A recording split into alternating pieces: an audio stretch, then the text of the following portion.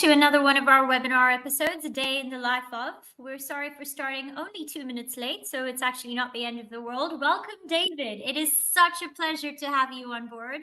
I've been very excited to have this conversation with you since last week. Great. Hi, Priya. Good afternoon, everybody. Assuming you're in the same time zone as me in South Africa.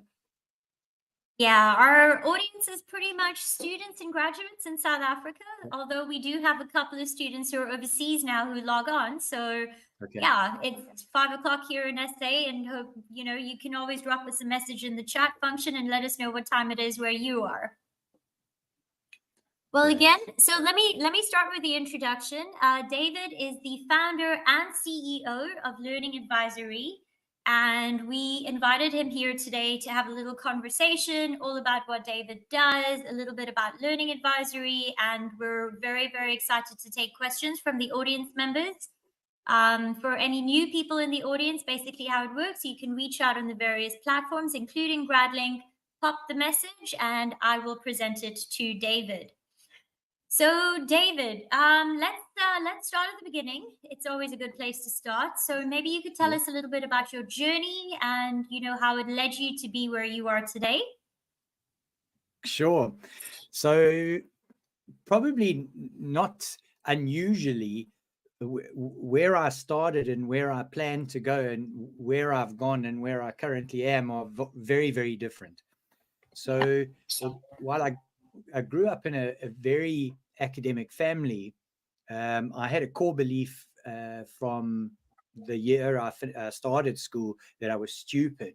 And so what happened was I committed myself to intellectual exile for the rest of my schooling years. I only know this now. I didn't have that level of maturity then. And scraped through matric. And in those days, my generation had compulsory military service. So I went to the army, and when I finished, I had every intention of becoming a shoe designer because I did and continue to have a love of shoes. And I grew up in Pietermaritzburg in KZN. And in those days, the city was surrounded by all the big shoe factories. So it was a perfect place. Long story short, that didn't work out because when I finished army, although I had set up an internship and so on, because of budget cuts, the factories stopped taking interns or apprentices, as it were, in those days. So I got to work and I wound up in the music industry, which wasn't, although it wasn't planned, it wasn't unusual because of my love of music. And what started as selling records and CDs and cassettes became eventually I became a music producer. And I thought I would go to my grave as a music producer because I loved it and also because of my love of music. And it took a very radical and ultimately amazing path turn where a masterclass and a guest lecture became a full-time head of department of sound engineering at one of the leading colleges. And that was 20 years ago. And that set me off on my journey of, my love of education and helping people, stretch themselves and ultimately become what they aspire to be. And I got more and more into the business of education because, my true north is the confluence of creativity, learning, and business. So cut to the present, Learning Advisory, which is a company that I started. And what we do, our mission is to help academic and corporate learning providers balance learning excellence and financial performance. And the significance there is often that, the educational priorities and the monetary priorities are often misaligned, creating big conflicts between teaching and learning and the balance sheet. So I'll pause there. Okay, that's a lot of information. David, when you're trying to sort of work out this balance with these two factors with regard to learning advisory. Maybe you could give us a little bit more information there. How exactly do you try to achieve this balance, which is a very needed balance in industry? Yeah. So you referred, Priya, to needed, and that's an important piece, right? Because Yeah. a passionate idea is not a business proposition. They need a thriving business serves a real need as opposed to a need that I think the world has because I love it. Yes. So how do we go about it? Our key approach is not to be we never refer to ourselves as consultants. We're a thinking partner for our clients. And how that works is, instead of conducting a diagnostic review of what the challenges currently are, we do that with you, and particularly the people who are doing all the doing from day to day, not just the people in the boardroom at the top. Yeah. And the spirit of that is, your organization way better than we do, and we get to interact with a whole lot of organizations, all having different challenges and some similar challenges. So we bring our expertise, you have your expertise, and right from the beginning we pool those and we conduct a diagnostic review together. Yeah. And once we've established through that review, which doesn't take very long, what the priorities are based on our educational mission or our organizational mission, if it's a corporate, based on our current aspirations and our current pain points, these are our priorities. Yes. And then together we assign the delegations of responsibility, so there's no ambiguity and there's no scope creep. Then we assign the deadlines, and generally the teams who are going to do the doing actually assign their own deadlines based on their expertise and what's realistic. We get to work, and that way we avoid the metaphorical genius consultant handing over an arbitrary to-do list for people they've never met. Yeah.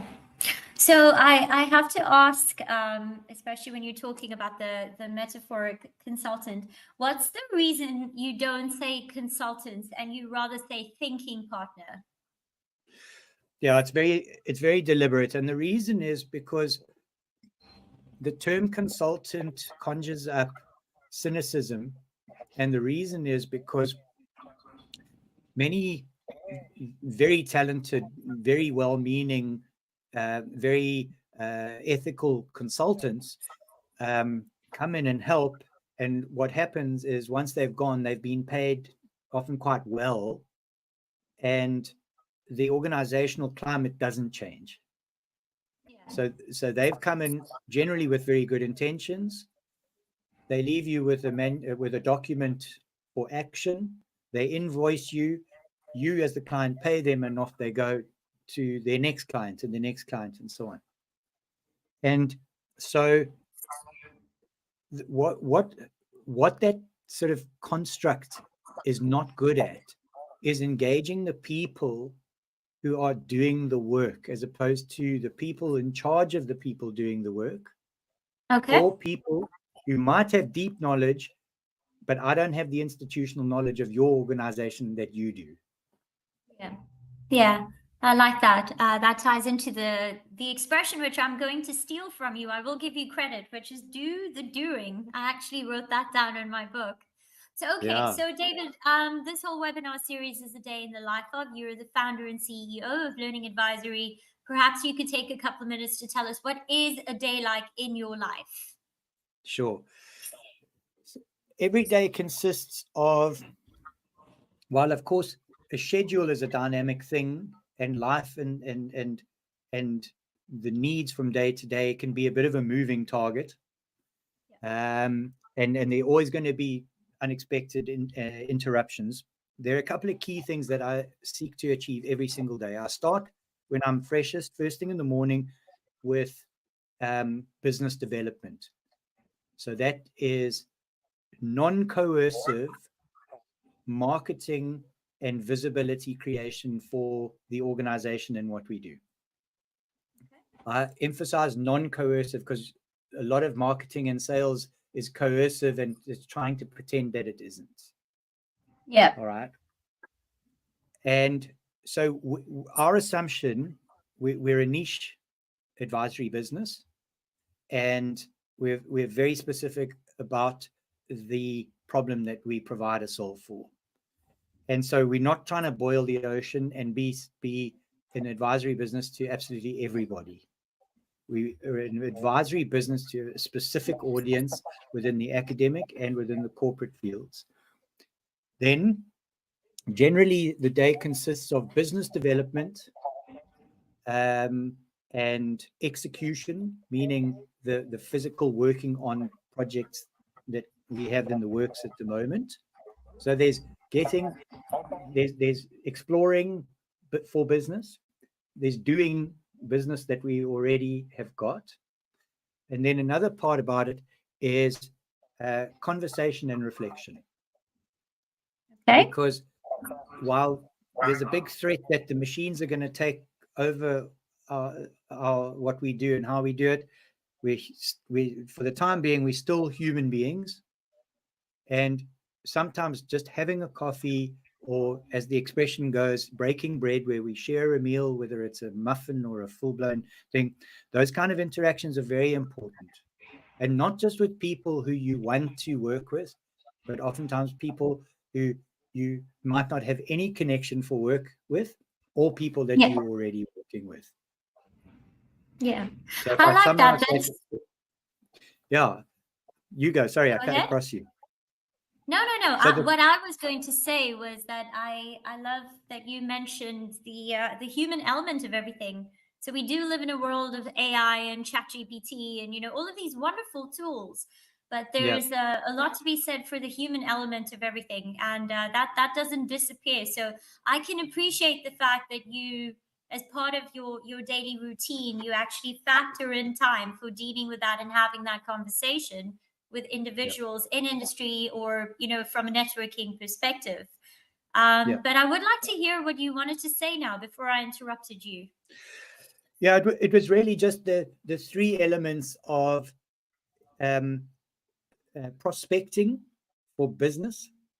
So I use the term prospecting because in centuries past, you've heard of the gold rush probably, or the diamond rush or whatever, and men and women would have a pan and they'd go into remote places and dig holes in the ground, and they would sift, and they would sift and sift and sift and sift and sift, sometimes for days or months or years on end, and find nothing. And then every now and then you get a little shiny piece of gold or a little shiny diamond or so.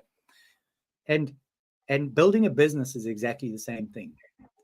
And so a day in the life is a combination of prospecting for new business, executing existing business, and connecting with people as a person. Yeah. And that's also the foundation, I would think, of the expression. There's already a question about it from an audience member: non-coercive marketing. So I guess, am I correct in assuming that these three pillars actually then works towards the concept of non-coercive marketing? Yes. I have a question to follow up from that, David. You were very emphatic when stating that the type of marketing that you do is non-coercive. How do you feel about coercive marketing? I think it's gross. Okay.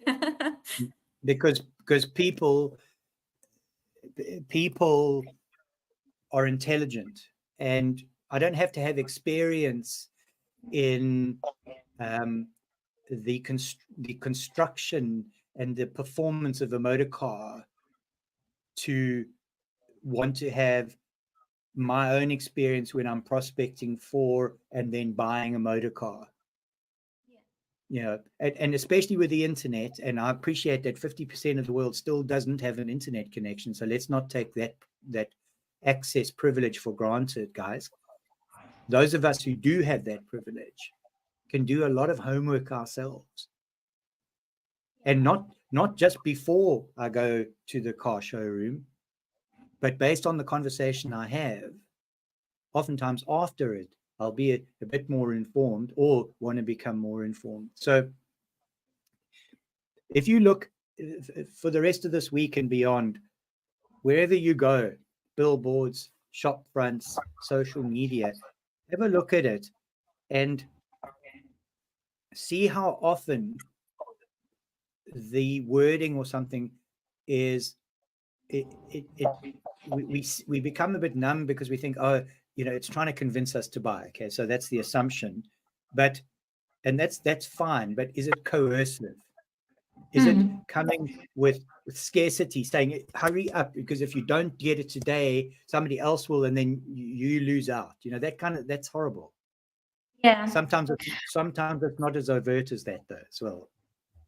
No, that's true.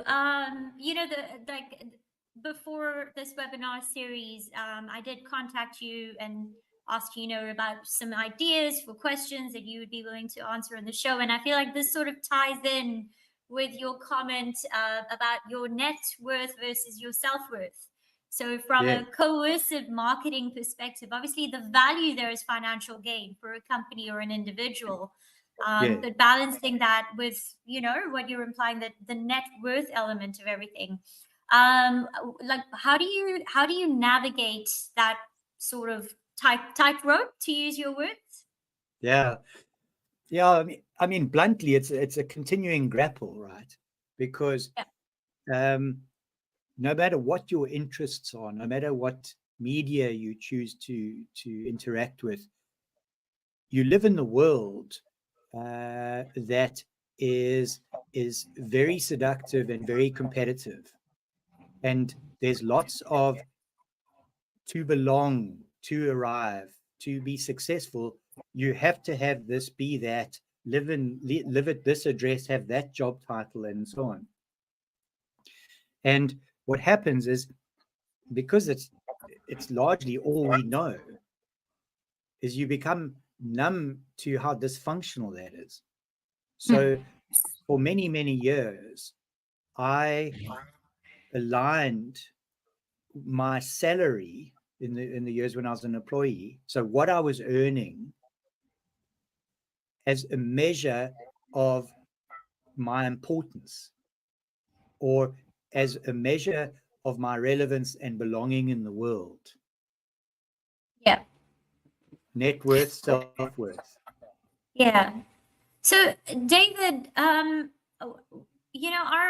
as I mentioned to you, our audience is students and graduates, and I think this piece of advice is very, very valuable, especially for a younger audience who we're speaking to right now. So do you, and I'm putting you a little bit on the spot here now, we've gone off record, or off script, that's the word that I'm looking for. Considering what you just said to me, how do you think, what kind of advice would you have for your average 20-something-year-old who's sort of caught between that, where they're finishing university, they're trying to figure things out, the importance of earning and that kind of stability and that place in society? How do they weigh it out? Yeah, great question. So it's not an exact science, and my version may be completely contradictory to yours, because as with everything, it's about context. So I interact with quite a lot of young folks who don't have to work. All right. And I interact with a whole lot of other young people who are equally talented, equally smart, who do need to work because their parents don't have the financial means for them to not work and stay at home. So context is everything, as always. Here's the thing, is where we tie ourselves in knots sometimes is, if we have studied something at university, either because we wanted to, or because mom and dad told us to, or the society said if you are a lawyer or a doctor, that's good. The assumption is that because you've made that investment in time and energy and heart, that when you finish that program, you will become what you studied.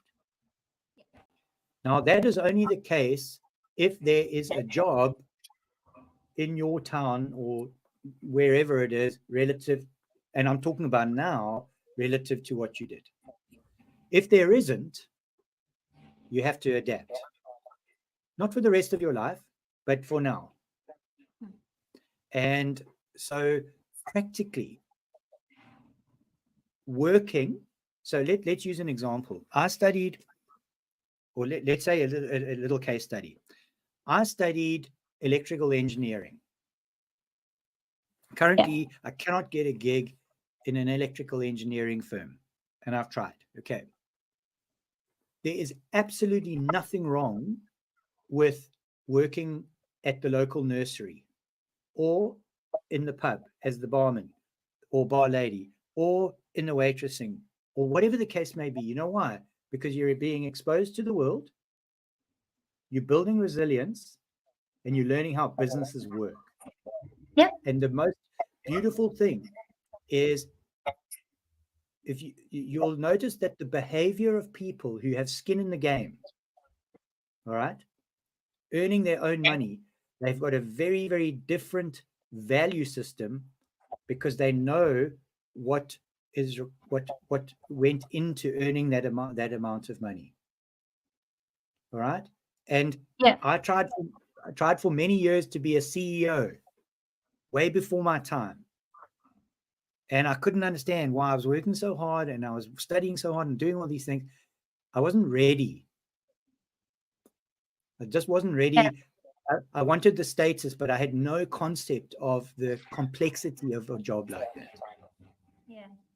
Yeah.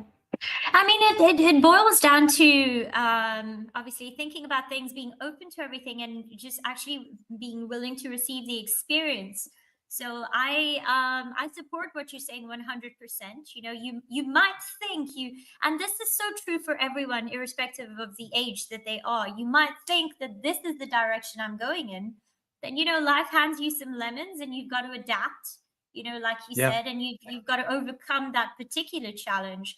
And the only thing that's going to come from that is growth. But you've got to obviously be sort of open to receiving the necessary lessons that you're supposed to, you know, in that particular moment.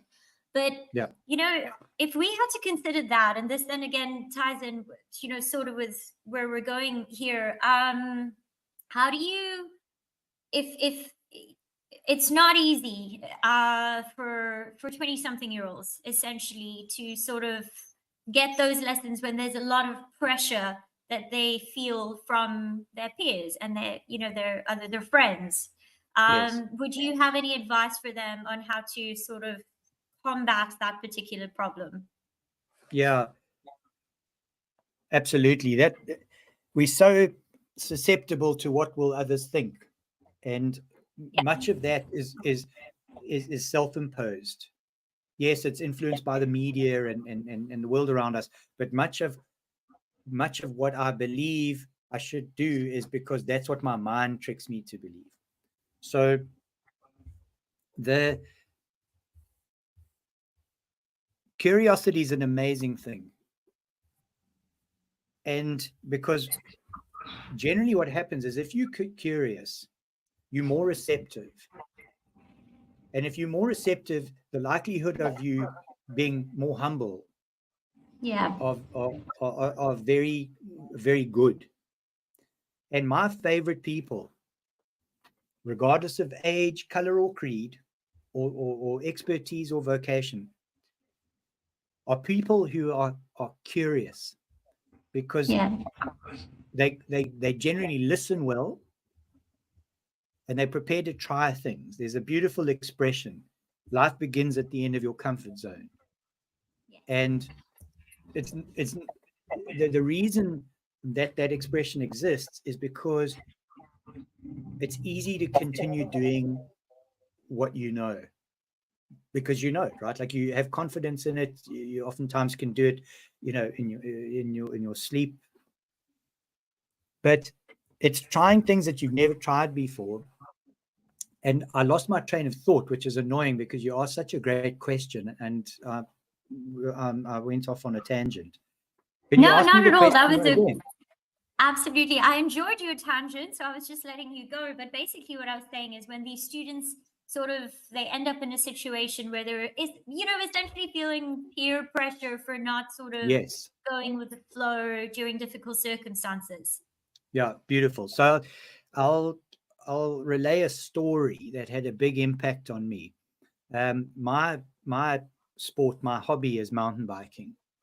And many years ago, I was reading a mountain biking magazine, and one of the pro riders, a woman from America, wrote about how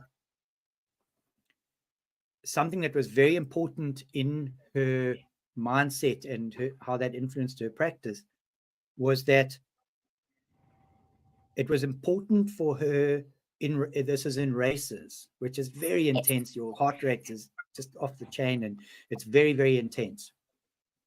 And it was very important to her that based on how she felt on the day, that she rode her own tempo, Okay. because she would she what happened many times to her is if she wasn't quite that fast that day, she would try and keep up with the ladies in the race who were fast that day, and then she would just explode and then come last, instead of go, all right, I'm going to keep my tempo, which I'm capable of today, and then she'd come third or fourth, not first that Yeah. day. Other days, Yeah. her tempo was the same mindset, just she could go faster because her body was just in better shape, or it was a lower altitude, whatever the case may be.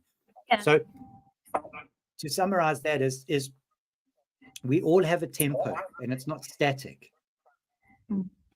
It's based on your mood, it's based on context, it's based on your level of confidence with something or around particular things. If you're mindful of your tempo, just lock with your tempo, and if you sum all of those slightly different tempos across days, weeks, and years, you'll have great consistency. Yeah. Yeah, and I mean, we're all on our own journeys, right? And we're competing with ourselves, not anybody else. And you've got to remember that. And the students also, I hope they're taking good notes here that that's what it is. It's you against yourself in your journey through your life with what you are experiencing, Yeah. David, I was afraid of this. We've run out of time. So I just want to take this opportunity to thank you very, very much for taking some time out of your schedule. I know you are very busy, and it's also after hours on a Monday. So we do appreciate this. I've got a couple of questions I couldn't get to, so I will reach out to you on email. Yes, And please. I hope that you have a lovely, lovely evening. Super. Priya, thanks so much for having me. I've thoroughly enjoyed this. And while I can't see everybody who's attending, hello, and keep going. Just keep going. That's the thing. It's not about changing the world. It's the small wins, those little things. And I'll leave you with this. A great practice is when you get into bed at night, ask yourself, what did I learn today? Yeah. And sometimes it won't be like, it'll be, I learned how to, make a cappuccino or whatever. That's cool. You learned something new today. Yeah. All right, that's fantastic. I love those. Those are the perfect final words for the webinar series. David, you can just hang on for a second. I'm going to end the series, and then I will also say goodbye to you. All right, good night, everyone, and have a lovely evening.